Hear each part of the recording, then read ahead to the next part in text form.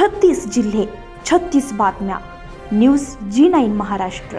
उत्तर तुमच्या प्रश्नांची.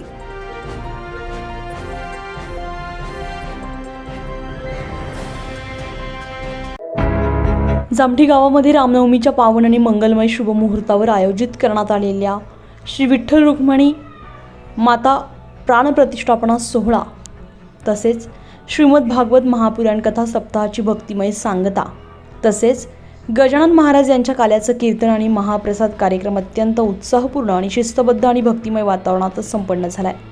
या धार्मिक सोहळ्यामुळे संपूर्ण गावात भक्ती, एकता आणि सांस्कृतिक परंपरेचं दैदिप्यमान दर्शन घडलंय. गेल्या काही दिवसांपासून जामठी गावात सुरू असलेल्या श्रीमद भागवत महापुराण कथा सप्ताहामुळे गावामध्ये धार्मिक आणि आध्यात्मिक वातावरण निर्माण झालेलं होतं. दररोज कथा, भजन, कीर्तन आणि हरिनामाच्या गजरानं संपूर्ण परिसर दुमदुमून गेला होता.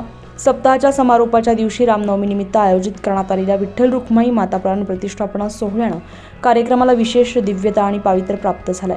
या विधिवत मंत्रोच्चार, पूजन आणि अभिषेक आणि वैदिक परंपरेनुसार श्री विठ्ठल रुक्मिणी मातेची प्राणप्रतिष्ठापना संपन्न झाली आहे. पांडुरंग विठ्ठल आणि जय जय रामकृष्ण हरीच्या जयघोषामध्ये उपस्थित भाविकांनी भक्तिभावाने सहभाग नोंदवलाय. संपूर्ण परिसर भक्तिरसानं भारावून गेला होता. यानंतर आयोजित करण्यात आलेले गजानन महाराज यांच्या काल्याचे कीर्तन भक्तिरसात न्हाऊन निघाले. कीर्तनातून संत परंपरा, नामस्मरण, भक्ती, संस्कार आणि समाज एकतेचा प्रभावी संदेश देण्यात आलाय. कीर्तनाच्या मधुर आणि मार्मिक शब्दांनी उपस्थित भाविक मंत्रमुग्ध झाले. कार्यक्रमानंतर आयोजित करण्यात आलेल्या महाप्रसादाचा लाभ शेकडो भाविकांनी घेतलाय.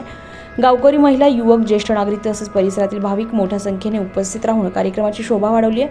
संपूर्ण सोहळा अत्यंत शिस्तबद्ध आणि भक्तिभावपूर्ण आणि उत्साहपूर्ण वातावरणात पार पडलाय.